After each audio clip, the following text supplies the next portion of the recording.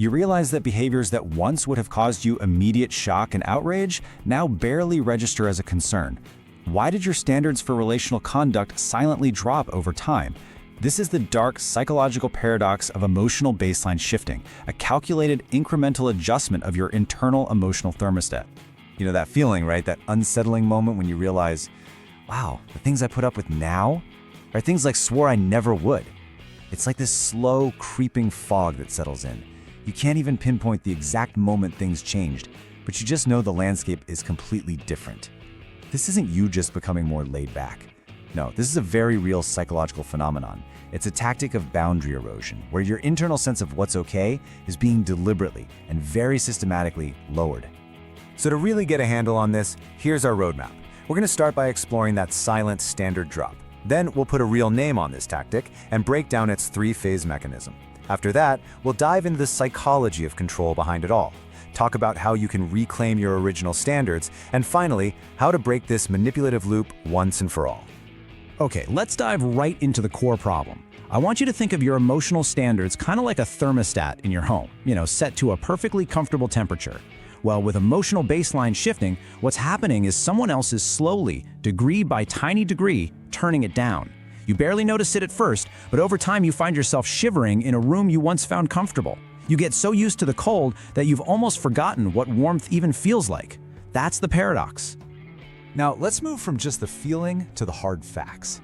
It is absolutely crucial to put a clinical name on this because naming something is always the first step to dismantling its power. We're not just talking about someone's bad mood or a rough patch here. We are talking about a specific, identifiable pattern of behavior. So here it is, emotional baseline shifting, or EBS. And I really want you to look at the language here. Long-term conditioning, systematically lower, internal standard. See, this isn't accidental. It's a deliberate strategy that people use to chip away at your boundaries. And what's the ultimate goal? It's to gain what's called behavioral latitude. That's just a fancy way of saying they want the freedom to act however they want, whenever they want, with zero resistance or consequences from you. The whole tactic really rests on three engineered patterns that all work together. First up, you've got the incremental step-down, where the bad behavior is introduced in these tiny, almost unnoticeable doses. Second is the high contrast return, which is a really clever trick where they use your own sense of relief to make you think things are amazing. And third, there's normalization of the extreme, where they convince you that this new, unhealthy dynamic is, well, completely normal. These three things are the engine that makes the whole system run.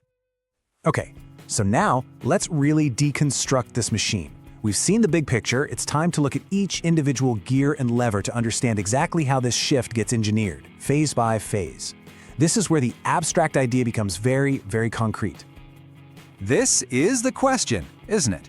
How does somebody methodically and systematically recalibrate another person's entire sense of what's normal?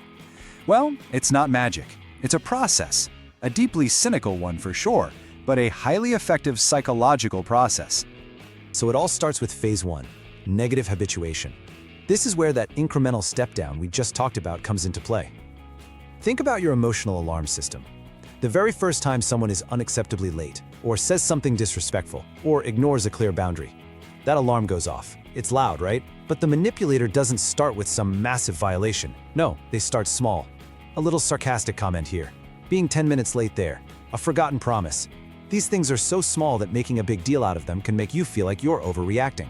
But over time, with these continuous low-level violations, that alarm that once screamed danger now just kind of hums in the background. It goes from being a shock to just being the way things are. You've been desensitized. Now, this one reveals the core deception. This is phase two, contrast exploitation. So after a period of hostility, the silent treatment, the sarcastic comments, the manipulator suddenly returns to neutral. They act polite, they're on time. Your brain doesn't just register this as normal. No, it compares the absence of all that negativity to the recent storm you just went through, and it feels this incredible wave of relief. You mistake that feeling of intense relief for a genuine gain. You feel like you've won something back, like things are improving. But all that's really happened is the bad behavior has just stopped for a little while. You're not gaining respect, you're just getting a temporary break from disrespect. It's a powerful illusion. And this is the final outcome. In phase 3, relational reframing, your entire internal rulebook just gets rewritten. Success in the relationship is no longer defined by things like joy or respect or connection. No, it's now redefined as simply the absence of conflict. You start walking on eggshells because the fear of triggering another round of that hostility just weakens any resolve you might have to hold your boundaries. And because you're so desperate for that feeling of relief from phase 2, you actually start rewarding the manipulator for doing the bare minimum, for just stopping the bad behavior. And this creates a vicious cycle where that unhealthy, eroded boundary becomes cemented as the new, accepted normal. Okay, so understanding the mechanism is one thing, but why? Why does this even happen? Getting a grip on the motivations behind it is what really solidifies our awareness. What is going on psychologically for both people that allows this dynamic to take root and grow? So here's the crucial point. You have to understand the conflicting agendas at play. On one side, the manipulator's goals are crystal clear. They want maximum behavioral latitude, the ability to do whatever they want. They want zero accountability, no consequences for anything they do. And ultimately, these behaviors confirm their sense of dominance. Then on the other side, you have the target's vulnerability. And this isn't a weakness. These are very human needs. We all have a drive for predictability and peace. Most of us have a natural tendency to want to avoid conflict. And as we just saw, our brains can be tricked into confusing relief with actual happiness. When you put these two sets of motivations together, you get the perfect storm for exploitation. All right, we've diagnosed the problem, we've deconstructed the machine, and we understand the psychology. So now, let's talk about the solution. This isn't just about spotting the issue, it's about reclaiming your power. This is how you build your shield. This is how you take back the controls to your own emotional thermostat. The defense strategy here is just as systematic as the attack. First up, the anchor journal. This is about creating an objective, external record of your reality, your true north. You write down what respect and kindness and punctuality looked and felt like before this whole shift began. Second, you have to refuse the relief reward. This means when they finally act decent after being awful, you treat it as the bare minimum expectation, not some grand gesture that deserves praise or gratitude. And third, you must actively enforce the no normalization boundary. You have to verbally reject their attempts to redefine your reality. And this sentence right here, this is one of your most powerful tools. This is a practical verbal shield. When they say something like, "Come on, I'm only 20 minutes late, what's the big deal?" Or, "This is just how relationships are," this phrase is your answer. It doesn't argue, it doesn't escalate, it just simply and powerfully reasserts your standard. It says, your reality is not my reality. Your rules do not apply in my world. It draws a clear, non-negotiable line in the sand. So, let's bring all this together. We've looked at the problem, the mechanism, and the solution. So what's the one core insight, the final piece of the puzzle that can arm you against this tactic for good? First, let's just remember the central truth. Emotional baseline shifting is simply how they quietly change what normal feels like for you.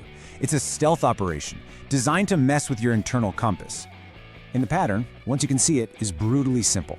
Negative habituation, all those continuous, low-level violations. That's what desensitizes you and lowers your standard. And then the trap is sprung with contrast exploitation, which tricks your brain into mistaking that intense feeling of relief when the bad behavior finally stops for genuine peace. But here it is. This is the most important part of this entire explainer. Awareness breaks the loop. This entire process, it thrives in darkness and confusion. The moment you can see it and name it and understand exactly how it works, its power over you is fundamentally broken. Knowledge truly is your shield. And practically speaking, this is how you do it. You use that anchor journal to hold on to your true north. You refuse to give them that relief reward. The absolute key is to stop comparing the present moment to the horrible recent past. Instead, you compare the present only to your original, non-negotiable definition of what respect looks and feels like to you.